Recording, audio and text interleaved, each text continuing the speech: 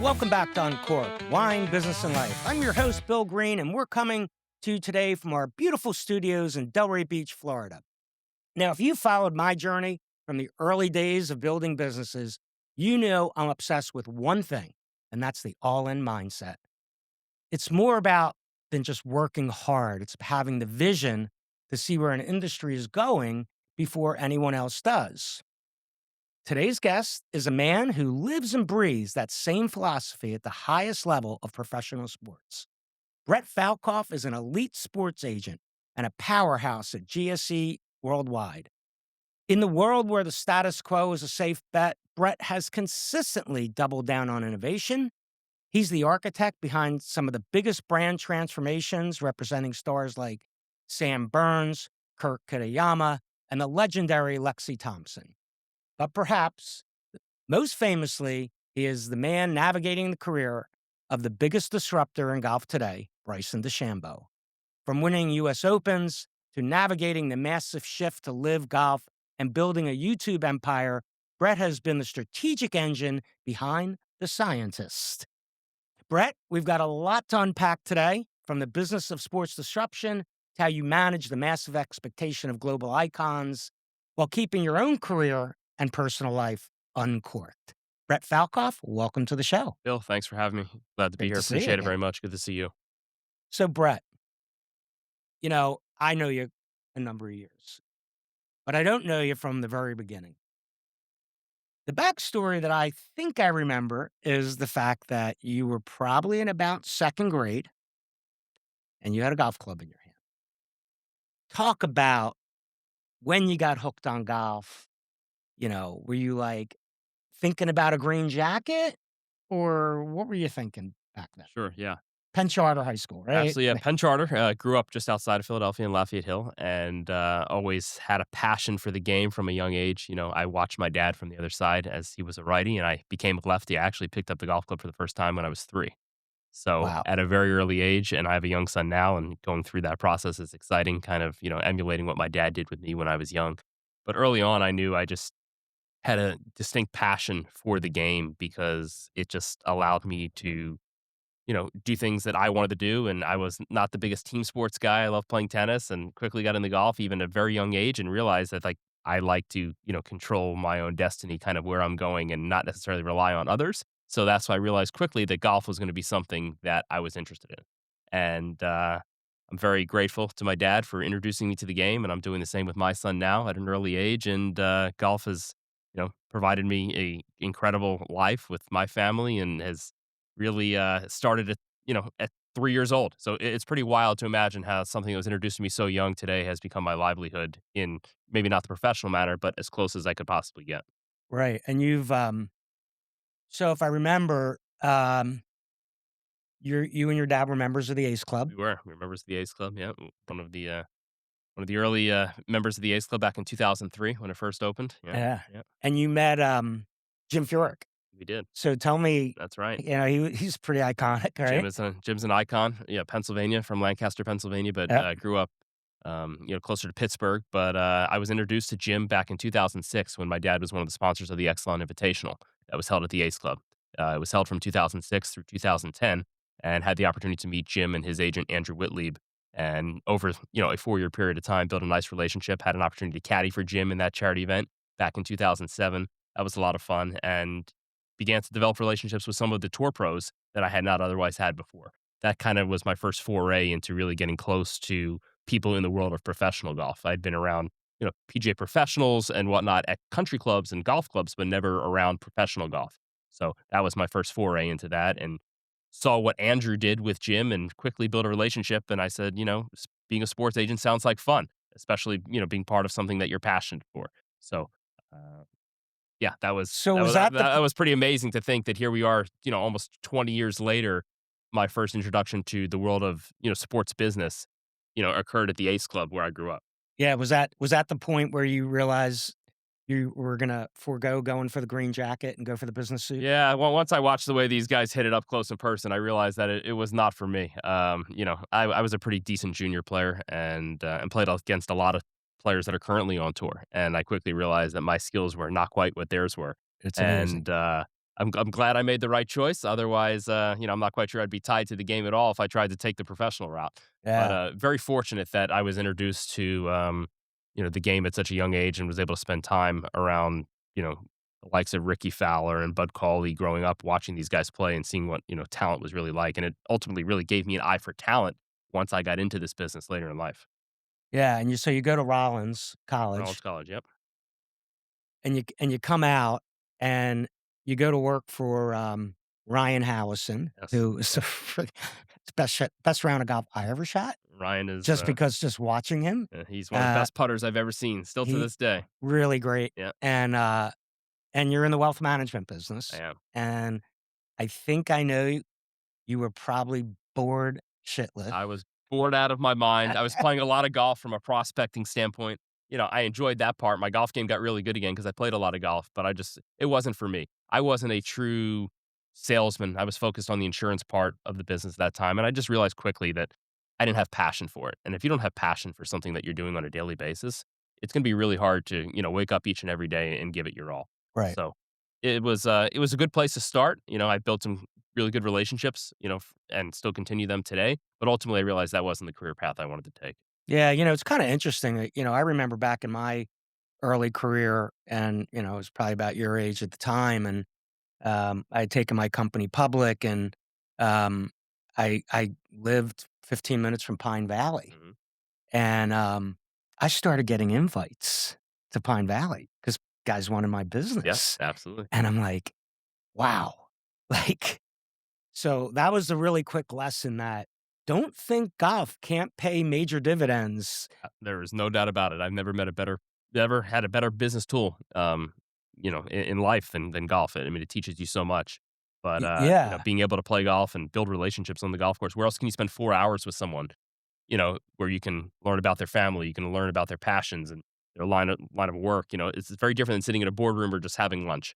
So I think exactly. golf is just an incredible, business vehicle, which has become extremely popular, over the past 40, 50 years. Right. I mean, look, for me, it's always about who I'm playing. I mean, I'm a 26, so I don't really count in Nothing this wrong with a world. 26. Uh, you're too kind. There's nothing wrong with 26. I love it, and I love going out with my friends, and I love the camaraderie. You have fun, right? Fun, right? That's the idea of the game. I have fun. If you can have fun and you can build relationships and you have the camaraderie, that's all that matters. Speaking of relationships, I want to touch on this one because you're so well known and you're so well respected. You've played a lot of golf with Donald Trump, I have. and I know I'm going to ask you this question, and you're probably not going to answer it. Does he cheat? I've never seen him cheat. That's good. I've never seen him cheat. Okay, viewers and listeners, Donald Trump does not cheat in golf, For and for he can 79 years old, the way he hits the ball, it is extremely impressive.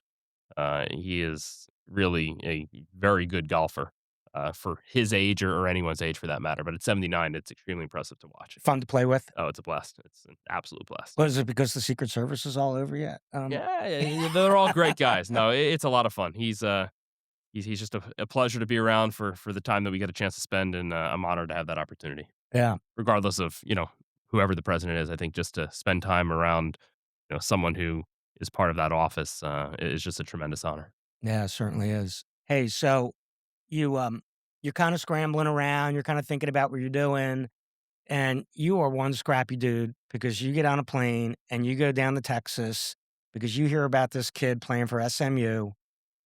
How do you meet Bryson DeChambeau? Yeah, sure. So, the story is interesting. I got into the sports management business in 2014, actually from a phone call from Andrew Whitlieb, who is the president of GSE Worldwide, Jim Furyk's agent for 30 years now, who I've had the relationship with, like we talked about before. And he said to me, he said, Brett, I'm looking to bring on a young agent and really have them build their own book of business on the firm's dime. We've got a lot of experienced agents. We need someone young who's ready to hustle. And I said, okay, I'm living down here in Florida right now after school. I really don't want to move back to the Northeast. Growing up in Philly, I had enough of the snow. Never wanted to go back to the Northeast. I said, I'm not coming to New York. He said, well, you don't have a choice, but let's just come up. This was a Tuesday. I'll never forget it. It was a Tuesday. I was at Panera Bread in Boca Raton in 2014 when he called me. And ultimately, I agreed to meet him later that week. It was on a Friday. I got on a plane, flew up to New York.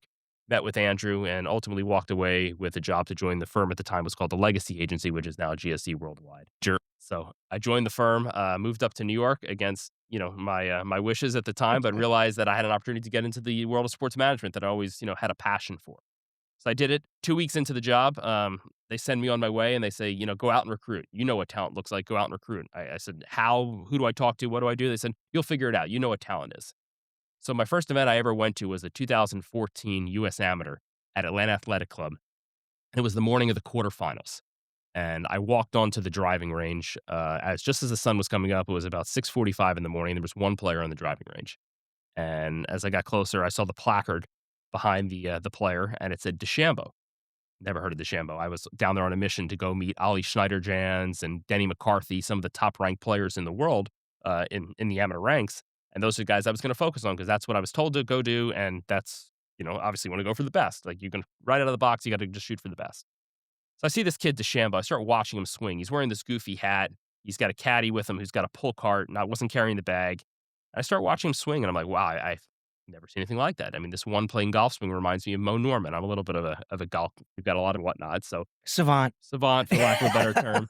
And I'm watching him swing, and I'm saying, wow, this looks really, really different. And I was just fascinated and mesmerized by it. And I kept watching him, and I said, you know what? I'm going to go watch this kid play today.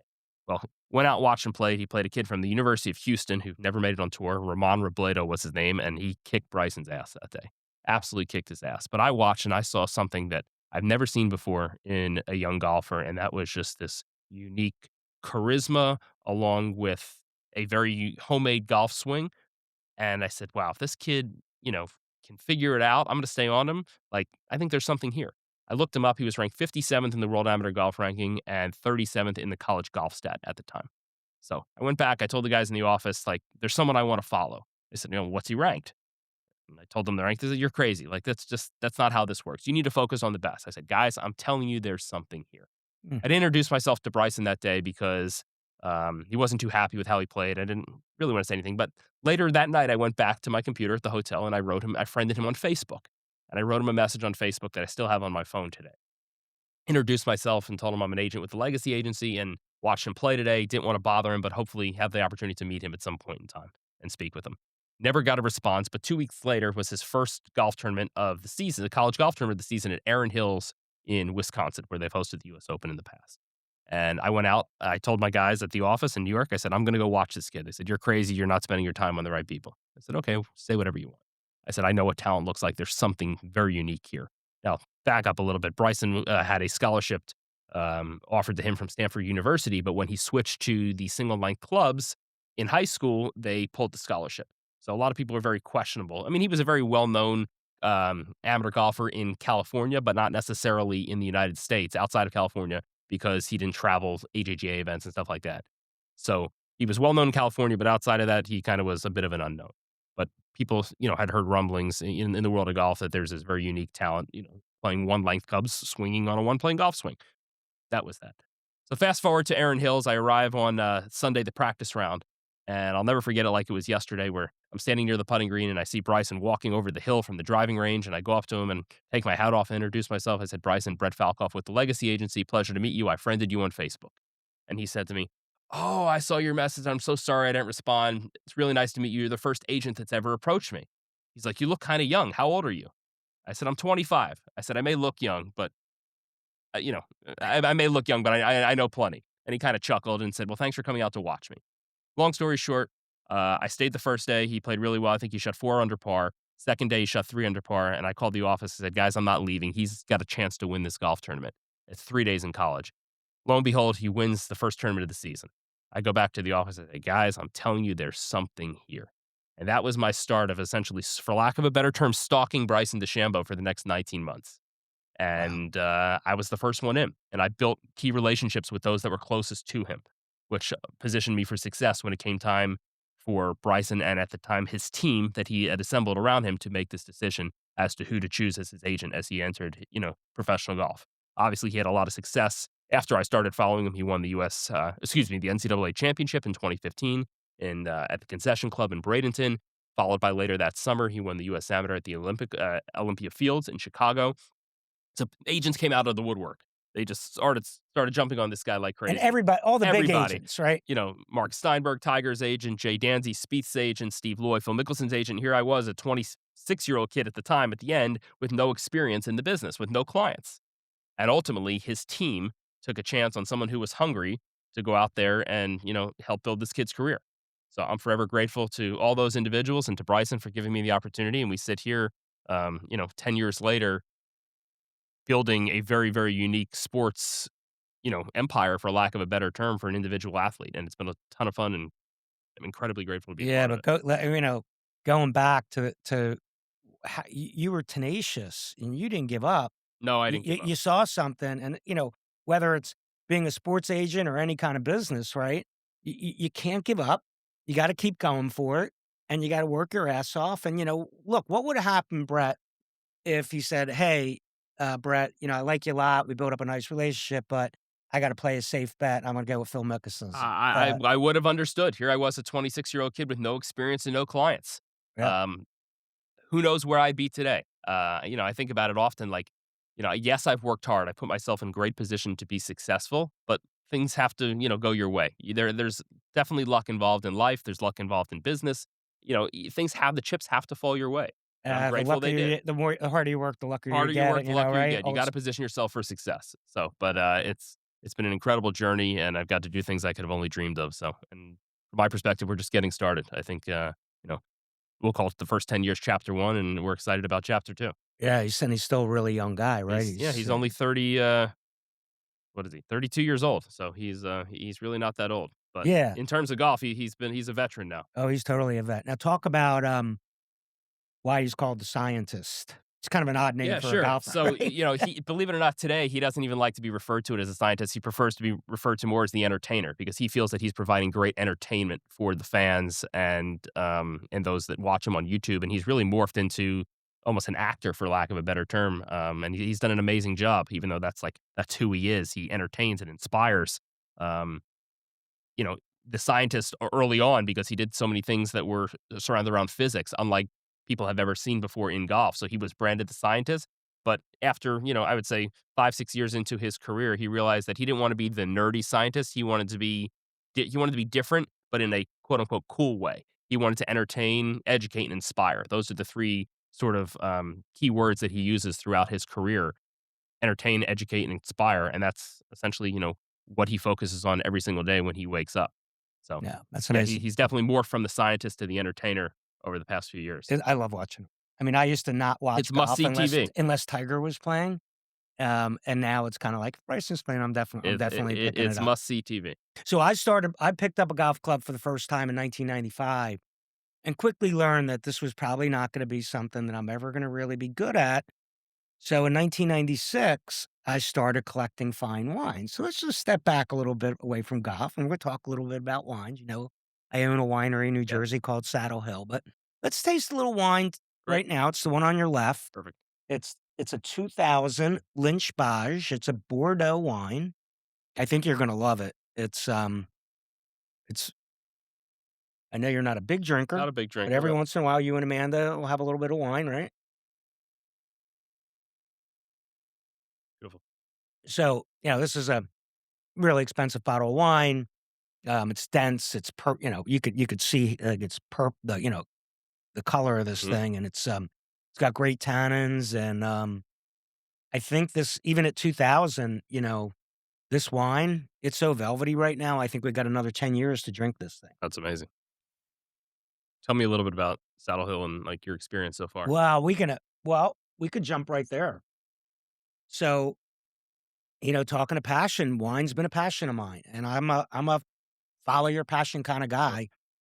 And in 2000 during COVID, someone invited me to her horse farm. And when I was a kid, and even when I got married, I owned a horse, when I got married for a very short period of time. And she said, "You wanna ride?" And I said, "Man, I haven't ridden in 35 years." She goes, "Get on." Okay. 15 minutes later, I get off the horse and I say to my wife, "I'm buying a horse." 2 weeks later, is in Ocala, Florida, and I bought a horse. I'm leaving her in Delray Beach. Spring comes. Amy and I say, "We can't leave our baby here. We gotta bring her back to Philly." So we have a house in Philly, we have a house at the Jersey Shore. It's got to be somewhere in between. Speaking about a little bit of luck, there was a 70-acre preserve farm right 2 miles from where I grew up. I knew the farm. It was not a working farm anymore. So I bought it. And I tied a couple of passions together, my love for horses and nature and wine. And, everybody said to me, Bill, you drink and collect some of the finest wines in the world. How are you even thinking about New Jersey wine? And I said, you know what, guys? I said, I'm going to make the best damn wine you can make in New Jersey. And actually, a couple weeks ago, I have 4 of our wines here that just won medals at the San Francisco Wine Competition, which is the Super Bowl or the US Open That's great. of wine competition. And this wine right here, which we're going to try next, the Renegade won Best in Class. It's the best red blend in the country, under $30, and it won over Napa and everything. So That's I tell fantastic. people, look, in New Jersey, if you go into a liquor store and you buy a $30 bottle of wine, we're going to be the same as Napa. We can't make $100 bottle, Sure. but 98% of the wine market is the lower end. So I think I'm just having a blast. I mean, That's we great. just we want to have you and your family up, and I'm I sure appreciate it. No, that would be we'd love to fantastic. meet. And I'm about 1 mile from the golf course that I first started playing in That's amazing. 1995. Yeah. The old, and I think you played there, the old Woodcrest, Sure, right? absolutely. Yeah, no, Tough little sucker, right? tough little golf course, no doubt Yeah, about it. yeah, It's amazing when when things come together in life, right? I mean, it really is. It's unique. yeah. And speaking of COVID, um, you have an event like COVID, right? Unexpected, what's happening, and the big expectation is live golf. Talk about the live golf transition, where you think it's, where you, in your opinion, where you think it's going, and you know, where does it stand? Personally, I'm not a, I'm a PGA guy. Sure, no, I Yeah, totally understand. It's interesting. Golf was ripe for the picking at the time. Live Golf has been in conversation. My first meeting about Live Golf was in 2019. Live Golf came into existence in 2022. Ultimately, I think it's been a positive disruption for the game in the sense that it's pushed the PGA Tour to change and grow and stop and not remain stagnant like it has for years. I mean, look at the purses that the guys on the PGA Tour are playing for today. I mean, the signature events are double what they'd ever played for before. The player impact program and some of these other bonus pools that never were in existence before. So people may say that those who went to live, made all this, money, and that's great. And everyone went to live for a different reason. Whether it was their family, whether it was a business decision, whether it was to travel the world, whatever it may have been. I respect everyone's decisions, but those that stayed also benefited from it. And ultimately, I think the game as a whole was disrupted, and that's unfortunate. But from a monetary standpoint, the players benefited, and we'll see where things go from here. I mean, there's a lot of uncertainty as to the future of professional golf and whether Live in the PGA Tour will find a way to potentially come together at some point in time, or they'll continue to operate separately. We'll see. It's going to be an interesting 6 to 12 months here, and we'll see what happens. I don't know. I mean, I love wearing shorts to play golf, but I don't know about the shorts on the playing Yeah, tour, right? I'm a traditionalist at heart, so shorts on the golf course, from a professional level is a little much for me. Yeah. But yeah, we'll see. I mean, it's definitely it's been disruptive, and disruption's not always a bad thing. However, like the game needs to come back together at some level. Well, it's competition, right? And it's Absolutely, great competition. I always said, how boring life would be or how boring business would be if it wasn't for competition. Can no you doubt. imagine if there was never competition? The world is competitive. Everything's competitive. Absolutely. So, wow, that's really great. We're excited to hear how this is going to unfold with Yeah, Live Golf. it should be really interesting to But see. because of that, you know, you're traveling all over the world, I am. and would you say you went Yeah, I was in Saudi Arabia last week for 14 hours. right? It was a long trip, but it was a very necessary meeting, and I'm glad I went. And I've got another meeting coming up in Tokyo in a couple weeks, and For a day? it's fun for a day. Yeah, Yeah, with 2 young kids, you try to be home as much as right. possible, but also there's some really big stakes at the present moment in the world of professional golf. So So talk about the kid. Talk about the family. Like, you're out, you're going. Even when you do come home, you're yes, probably fried. How yes. do you deal with that? I mean, obviously, Amanda's got to be a super understanding I always individual. say that her job is way more difficult than mine. There's no doubt about that. She's got it tough, but also she's very fortunate as well that she doesn't have to have a job and she could spend the time with the kids.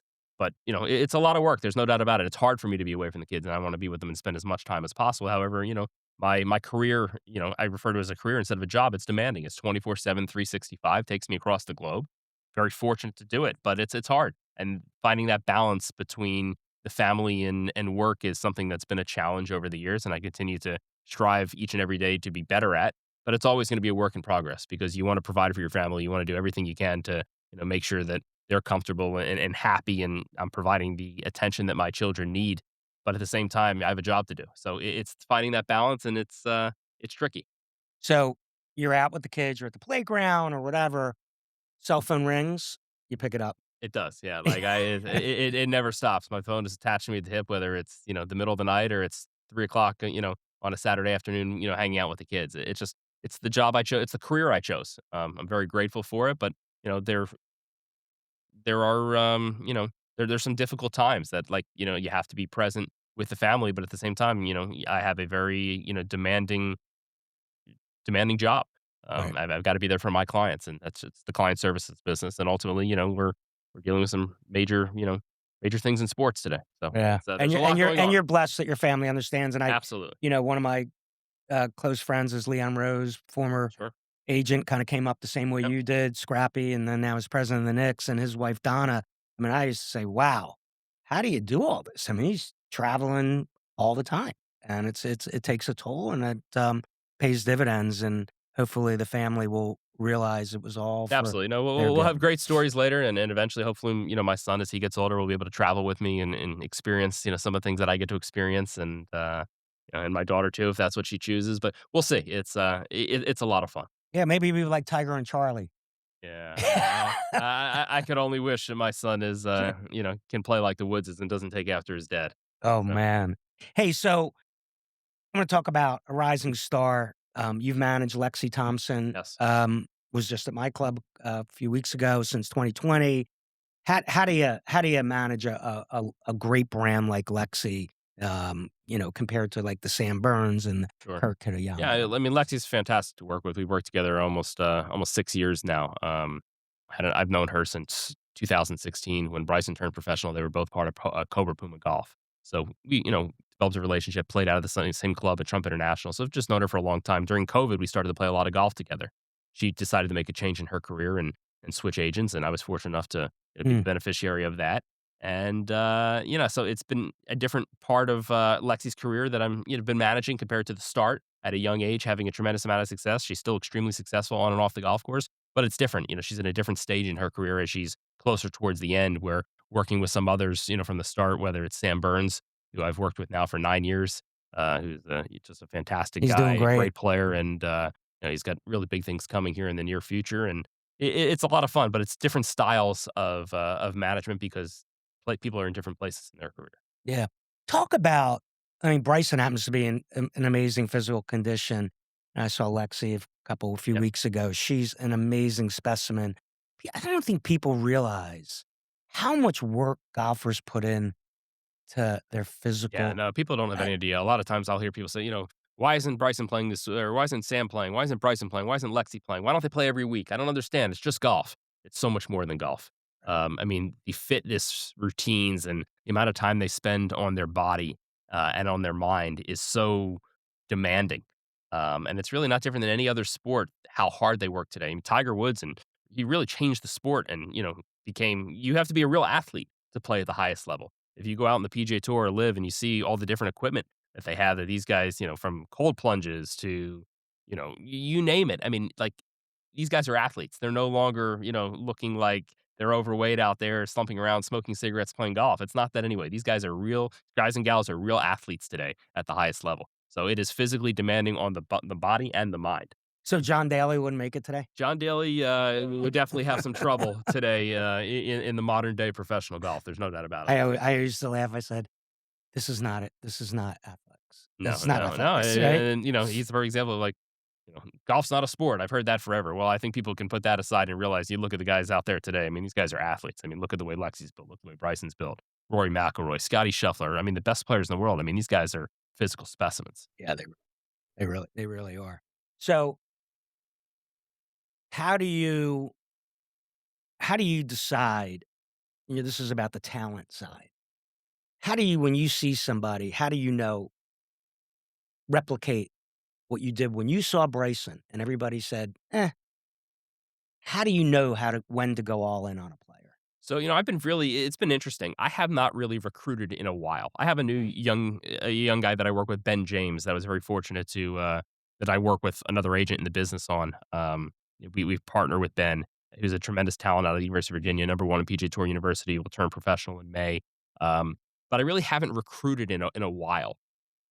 Having Bryson, having Sam, having Lexi, being very fortunate to have a stable of established talent and the Bryson business continuing to grow at, you know, a level that people have never seen before, probably since Tiger Woods, outside of golf. It's been a challenge to grow my business from a recruiting standpoint. However, I'm in a great spot. But in terms of, seeing talent and what all that looks like, you know, I grew up playing against some of the best players in the world, Ricky Fowler, Bud Cauley, even played tournaments against Rory McIlroy back in the day. Like, you know what talent looks like. I remember what my scores look like compared to theirs, the way they hit it compared to the way I hit it. Like, you can tell what talent is, and there's a clear separation from the top college players and a solid college player. And ultimately, like, it's very evident. And those that don't see that, it's very difficult to make it in the business. Wow. Hey, so this has been really great. But I do have a question for you Sure. because your players have won a lot, Yes. right? I would assume when you win, you don't drink wine.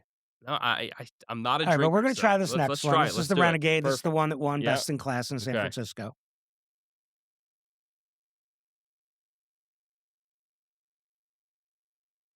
I mean, it's just so soft. I mean, Beautiful.